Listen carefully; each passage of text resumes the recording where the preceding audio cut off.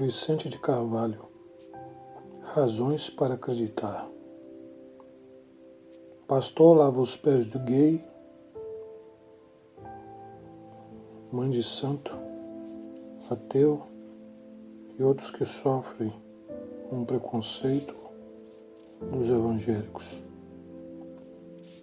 Depois de tantas notícias tristes de desrespeito à intolerância religiosa, fomos agraciados com esse lindo relato e gesto de Hermes Fernandes.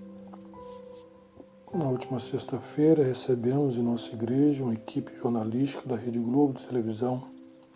Seu objetivo era o de fazer um documentário sobre tolerância religiosa. Então logo fui contatado pelo diretor de jornalismo, topei o desafio de recebê-los.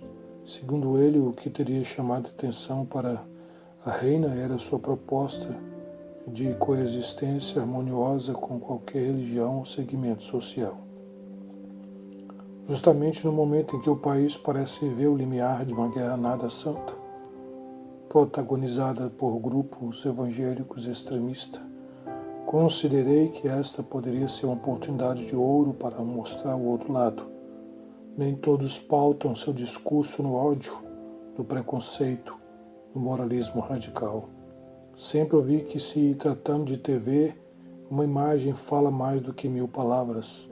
Senti-me impulsionado a fazer algo que talvez pudesse despertar a consciência de muitos quanto à necessidade de se resgatar a mensagem central do Evangelho, o amor. O primeiro desafio seria lotar a igreja em plena sexta-feira, às 8h30 da manhã.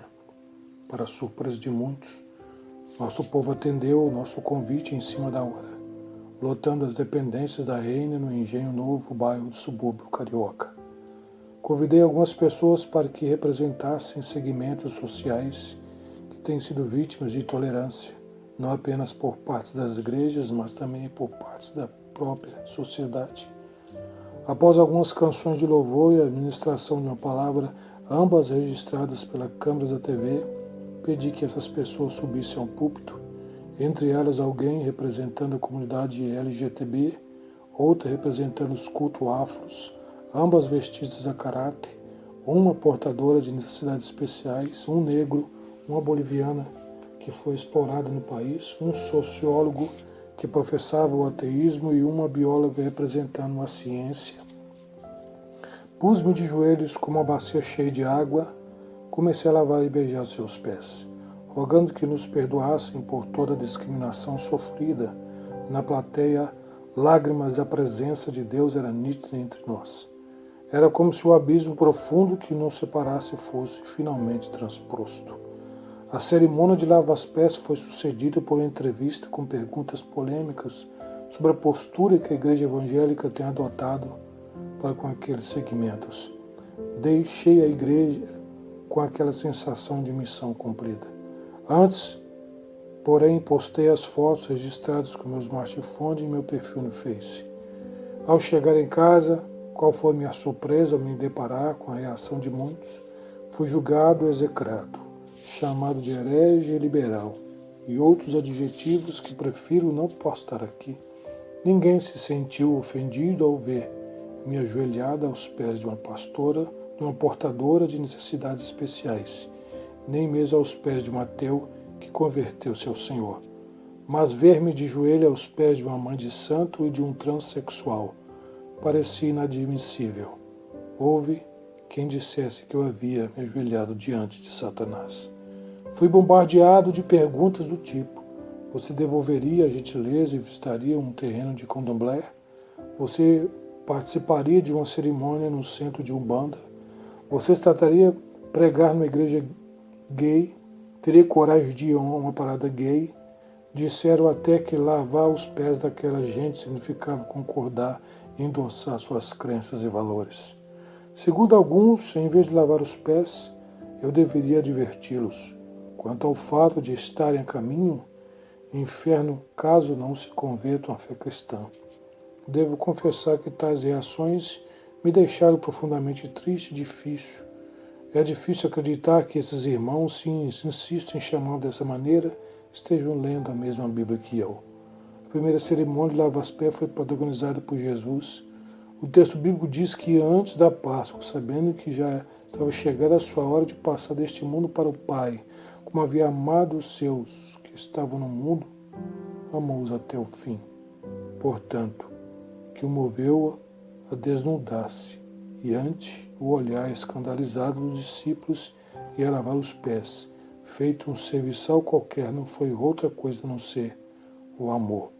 Um amor totalmente incondicional, isto é, que independia de qualquer coisa que fizesse ou deixasse de fazê-lo. Lembremos de que entre os discípulos estava Judas. Quando chegou a sua vez, ele teve a ousadia de levantar o calcanhar, como se dissesse: se é para lavar, lava direitinho. Mesmo assim, Jesus não deixou de lavar seus pés. Ele o amou e o amou até o fim. Como poderemos pregar para quem não nos dispuséssemos a acolher? E como acolher a quem não amássemos? E como amar a quem não estivéssemos dispostos a servir? Houve alguém que demonstrou estar escandalizado pelo simples fato de termos recebido tais pessoas em nossa igreja. Para o tal, elas nem sempre sequer deveriam ser aceitas ali, quanto mais ter seus pés lavados. Se alguém se escandaliza com tão pouco, imagine se visse Jesus elogiando a fé de um centurião, devoto dos ídolos romanos, e ainda por cima dizendo que jamais encontraria tamanha fé nem entre os crentes judeus. Se o flagasse num papo descontraído com a samaritana em plena luz do dia, e se presenciasse sua brilhante defesa daquela mulher pega em adultério, impedindo que fosse sumariamente executada no pátio do templo. É tempo de construir pontes e não de escavar abismo. Não quero ver meu país dividido numa guerra estúpida, que de santa não tem nada. Gente, mais amor, menos rancor, por favor. Afinal, Deus nos confiou a palavra da reconciliação e não a condenação.